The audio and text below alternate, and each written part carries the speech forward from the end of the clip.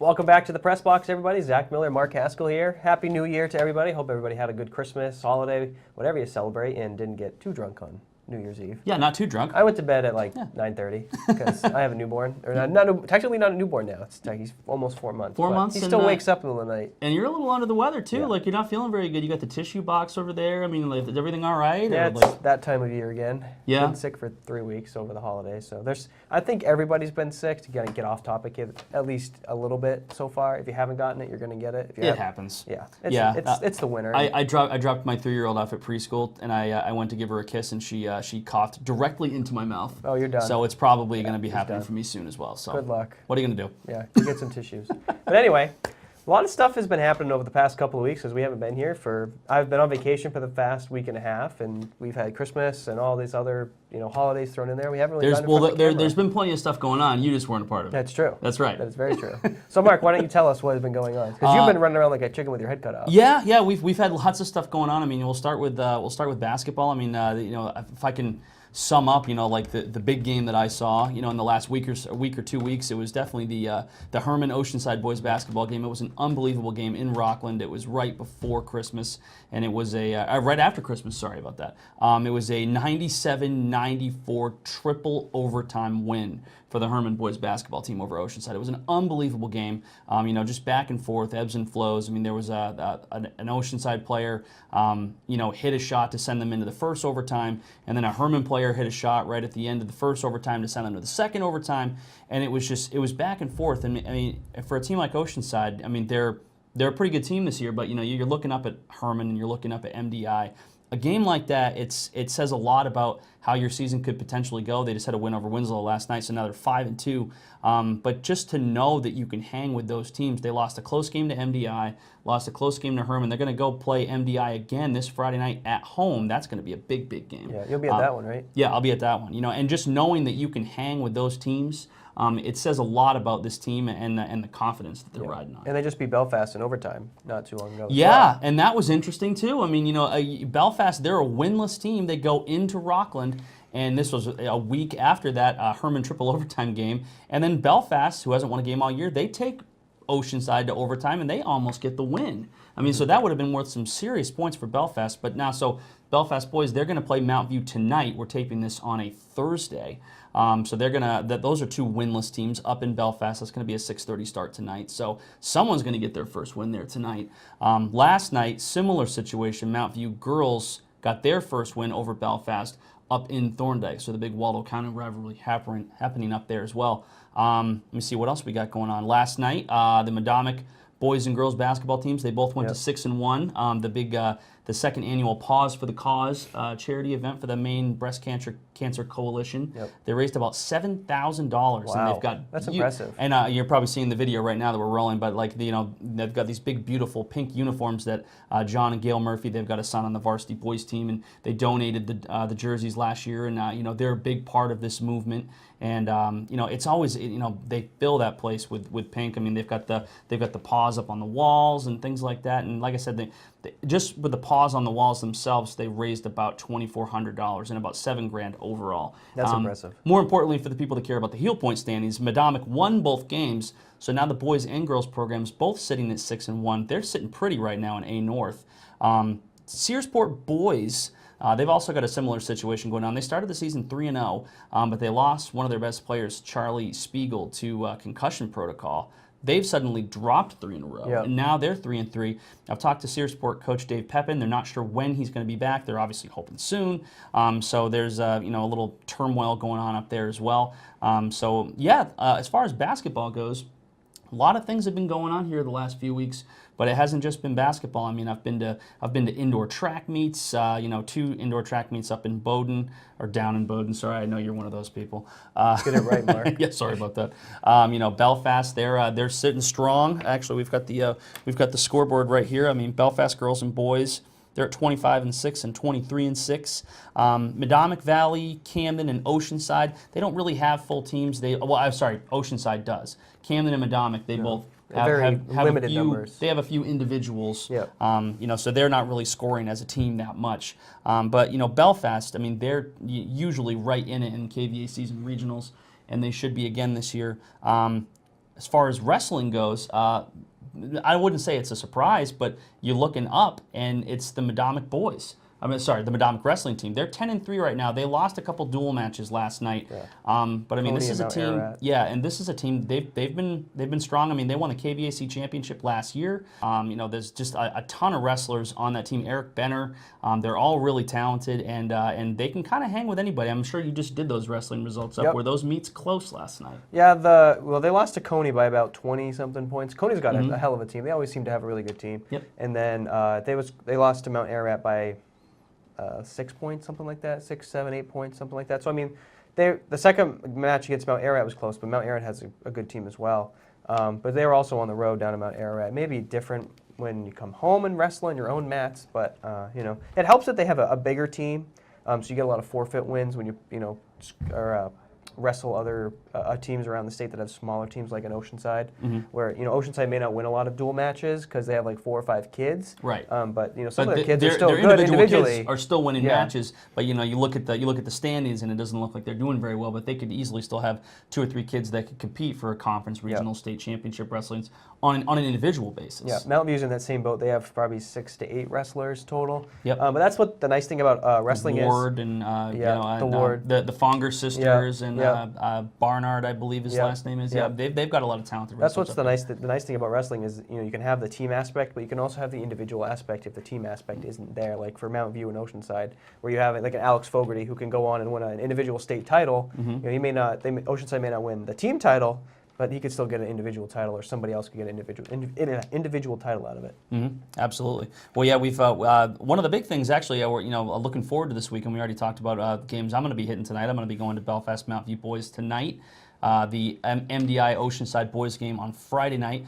Saturday, you've got the big coverage. I mean, you've got the big hockey game here. We've got Camden Hills. They're 5-2. They're going to be hosting Winslow Waterville. They're a co-op, and that's they're 6-1, and they're the top team in B North. And that could be a big matchup on Saturday night. Yeah, they're actually coming into the MRC, so it should be interesting. Camden's a pretty good team this year. They just kicked the crap out of Messalonski, like 9-1. Messalonski's not as good as they used to be right now. It's kind of a down year for the Eagles. But for Camden Hills, they've got a lot of good players that came back from the past 2 years that got a lot of playing time. They were a young team last year, and all that youth is paying off this year. And the record shows it, and their game show it. Yep, and obviously they're under new coach John Magri. Carl Enroth no longer the coach there. A lot of times you see a team like Camden Hills or any team, that first year they have a new coach. I mean, maybe they kind of slip a little bit. Doesn't seem like Camden's done that. No, they haven't. They've kept going, and if they can win, if they can beat Waterville Winslow, that would probably vault them into the top seed, or into the #1 spot right now, probably almost halfway through the season. They were just there the other day, but Waterville Winslow must have beaten somebody to jump Camden and Presque Isle. My guess it was probably Old Town Orono. Probably. They're a really strong team as well. I didn't see all the standings, but I do know they're sitting at 5-2. And I think Camden, as we tape this, I think they're 4th.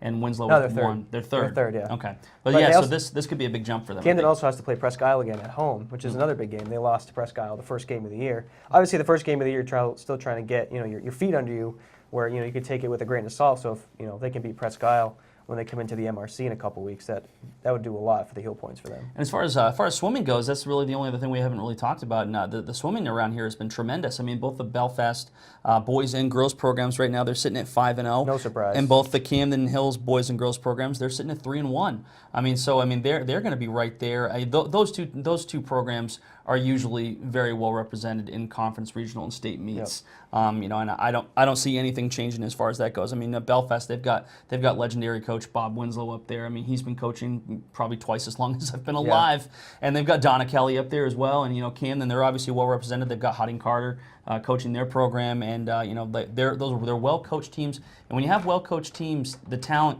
kind of tends to rise to the top, and that's definitely the case with these swim teams. To the surface, they rise to the surface. You see? Oh, you're so sick, man. I'm sorry. It's okay. It's not even fun. I can't even mess around with you. I know. I don't want to laugh because I'll wind up coughing, and then we'll have to stop taping and redo the whole thing. Snot comes pouring out of you. I know. Going back to the swimming, it helps to have the Bluefish and Sailfish programs Absolutely. for the YMCA to feed into the Camden and Belfast programs. programs because they've been a dominant programs for years because of, you start them out young, and by the time they get to high school, they're established swimmers and they know what to do, as opposed to other programs that may not have that younger feeder program where they just come in and jump in the pool and have to learn the ropes. Yeah, as no, a that's high an schooler. excellent point. Having those, I mean, it's a lot like the local soccer team, especially the Camden Hills girls. Having the pitch now, that's such a huge benefit for them. But the swim programs around here, they've always had the Waldo County YMCA and the Penn Bay YMCA right there. Feeding them from a really young age. That's a good point by you. We got a lot of local stuff to talk about, but I don't know if you guys have heard this or not. The NFL playoffs start this weekend. Can I just say that this NFL season flew by? I can't believe the playoffs start Saturday, which is fun. It's fun football to watch. Yeah, and we've got some great matchups coming up too. I mean, we've already picked our winners, our hopeful winners, I guess. Online, so you can go on and check those out. Probably by the time this posts, I'm sure that'll be up by now. But let's just go game by game, and let's start with the Saturday afternoon game. We've got number 6 Indy. This is AFC. Number 6 Indy at number 3 Houston. What are your thoughts on this game? Well, it was interesting. I was looking at their schedules, and Houston and Indy split during the regular season, but when Houston won, they only won by 3. I think they won 37-34. So it's going to be an interesting game. I think Houston pulls it out just because they're at home, and they have Deshaun Watson because he's a good quarterback. So I think Houston will win, but I think after that, Houston will probably falter in the divisional round, whoever they play. I got to be honest. I'm foreshadowing. I'm not trying to jump ahead, but I look at all 4 of these wild card teams. All 4 of these wild card teams are hot. Yeah, you might as well flip a coin, and that should be a winner. I could see any of. You could make a case for all 4 of these wild card teams winning this weekend, and I'd be fine with it. Especially, obviously, because the Eagles are one of those teams. But that's neither here nor there. I think all 4 of those teams are really hot. I mean, Indy, they've been coming on really hot. I mean, Andrew Luck has been playing really well. Back to his old form. He is back to his old form. The defense is all of a sudden looking pretty good, and they've got some swagger and as that 6th seed, they've got that kind of nothing to lose. Whereas a team like Houston, they started the season losing 3, and then I think they won 10 in a row. They've kind of slipped a little bit. So maybe they're in a position where maybe they're going to come out and they're just going to get punched in the mouth by Indy. I mean, I don't know. I'm picking Houston, but I certainly wouldn't be surprised to see Indy go in there. I wouldn't be surprised to see any visiting team go into any home team this weekend and pull an upset. Like we said, flip a coin and you could have a winner out of all these games. Yeah. The other game on Saturday is Seattle at Dallas, which I think is a very interesting game. And I think Seattle's going to beat Dallas. I honestly do. I think they're going to win handily. They beat Dallas 24-13 during the regular season. And I saw some stat last week. Whenever Seattle has played Dallas, Seattle has only given up 15 points per game to Dallas. Yeah. So, I mean, the Seattle defense has come on strong. The Seattle team has come on strong as of late. And as we've seen, Russell Wilson can win pretty much anywhere. You got a matchup between 2, mobile quarterbacks, Russell Wilson and Dak Prescott. I mean, so that's going to make for a really exciting game, especially playing indoors in the turf in Dallas on Saturday night. I think you give the rushing advantage to Dallas. I mean, Ezekiel Elliott's great, and they've got a strong offensive line. That Amari Cooper trade let me tell you something. That Amari Cooper trade flipped the NFC East on its head. I mean, I don't think anybody was giving Dallas a shot to win that division, and he has just been top notch for them. But I agree. There's something about Seattle and Russell Wilson, and it seems like Russell Wilson particularly. It seems like he's better when he's outside of the pocket and just making things happen. Not so much in the pocket. You know what I mean? Like they don't really have any crazy, athletic or awesome receivers. No. You know what I mean? But he just manages to get these guys in positions where they've got a lot of open field in front of them. Mm-hmm. Guys like Curse and Lockett, and obviously they've got Doug Baldwin and things like that. But I could definitely see Seattle going in there and getting a win. In fact, they were my pick. I took them over Dallas this week. I picked Seattle too. On Sunday, you have Chargers at the Ravens at 105. That's going to be a great interesting game. I think the Ravens win because the Ravens defense has been outstanding all season long. They're at home, and Lamar Jackson, hello Lamar Jackson. I think Joe Flacco is going to be on the out pretty soon because Lamar Jackson has taken that team by the horns and just, let's go, we're going this way, and propelled them into the playoffs. Do you stay up late at night wondering why the Patriots didn't draft Lamar Jackson? Did you ask me if I stay up late? No, I don't stay up late. I think I go to bed at 9 o'clock. That means that you don't sleep. You don't sleep because you've got a baby at home. Yeah, so exactly. But no, I still cannot for the life of me understand why they wouldn't have taken Lamar Jackson. I mean, Sony Michel, he looks like, he's good, but like, he just looks like 30 other running backs to me. Lamar Jackson could certainly, you could say maybe he's not the right scheme for the Patriots. But I'll tell you what, would you rather have Lamar Jackson or Brian Hoyer if something happens to Brady? Yeah, that's just pointing that out. But anyway, I love this matchup for Baltimore because I feel like the Chargers, again, I feel like they're one of those teams. I feel like since they beat that Kansas City team, they've been a team that's been kind of faltering a little bit too. Obviously they've had the Keenan Allen injury they've had to deal with too. But the other thing you have to remember about the LA Chargers is most of their games are road games. They get no home support at all. Like you see anytime they're hosting a team, like they were hosting Kansas City, just a sea of red everywhere. You know what I mean? Like, so I think they're used to playing in hostile environments and things like that. So the thing that concerns me is the cold weather. Because you see it so often. In fact, plus the cross-country trip too. It's not easy. Yeah, I think that a team like LA going to a place like Baltimore, it's going to be cold. It's going to be it'll be a midday game. So I guess that'll be to their benefit. But you see that happen a lot. I remember earlier in the regular season, the Rams went to Chicago, and I took Chicago. It was a Sunday night game. I was like, I just don't see Jared Goff going in there in like 10-degree weather and making anything happen. And they lost like 15-6. Yep. I could see something like this happening too. And Baltimore is a team, they can run on you. They can. You know what I mean? So I had the Chargers, but I might have just talked myself into switching. I might be taking the Ravens. I picked Baltimore over LA. But Baltimore beat the Chargers 22-10 during the regular season too. Yeah. So there's that as well. In the last game, your Eagles at Chicago, 4:40 start. I think Chicago's going to win basically because you guys' quarterback situation is not exactly great right now. If by not exactly great, you mean we have the Super Bowl MVP leading us? Is he good to play? Yeah. Is he all healthy and good to play now? He's healthy. He's good to play. Have you heard of Nick Foles? They did a rap song about him. How many rap songs have they written about you? That's fine. I don't want a rap song written. Nah, it's fine. No, but I'm completely baffled that we were able to play our way in because we had to beat Houston, we had to beat the Rams, and then we had to beat the Redskins. The Redskins wasn't a big deal, but then we had to have Chicago beat Minnesota. Like the amount of things that had to happen for us to somehow sneak in, and I still can't understand. I'm so happy that Chicago beat Minnesota because I'm thinking about that like. If Chicago had lost to Minnesota, Minnesota's in, Philly's out. And Chicago's got to look at Minnesota and be like, we're much happier to play Minnesota. But I think it must have just been that old school NFC North mentality, like we're not going to let a division rival get in kind of thing. And I'm so happy for that. I feel like Philly can go in there and pull an upset. And it's not like my homerism either. I'd like the Nick Foles thing. It's been an unbelievable story. This Eagles team, they seem to be dead to rights. It looked like they were not going to make the playoffs. Then Wentz gets the back injury. Then Foles comes in, and they haven't lost since. And everyone is rallying around him, and it just seems like something crazy and special could very well happen again. And obviously, the Bears' defense is terrific. They've got Mack, I get it. But you're also, this is a team that, responds to adversity all the time. They're two cold weather teams. I definitely think the Eagles can win this game, and I picked them to win it. I don't think if Philly wins this game, they have to go to New Orleans. I think the run ends there. But I think that this Chicago team is vulnerable, and I think they can be beaten. Yeah, good points. Yeah, but I don't know. Obviously, they didn't play during the regular season either. So they didn't. We have nothing to go off of. And you Patriot fans can thank us because otherwise you guys would be playing this wild card weekend if we hadn't taken care of Houston for you. So you're welcome. Thanks. So who's your pick to win the Super Bowl? Well, all along I've been saying that my picks are the Saints and the Patriots, and I'm going to stick with it. Yeah. Especially an older team like the Patriots. They were so, I don't want to say lucky because the chips fall the way they fall. But an older team like that, they really, really benefit from getting that extra week of rest. And I think you're going to have a home game, probably going to play Houston, a team you've already beaten. And then if everything lines up right, you're going to be at Kansas City for the AFC Championship. And everybody knows Andy Reid cannot coach playoff games. He's terrible at coaching playoff games. In fact, you guys might still host the AFC Championship game because I could see them getting stuck by the Chargers, whoever wins that other game, or the Ravens. Yeah.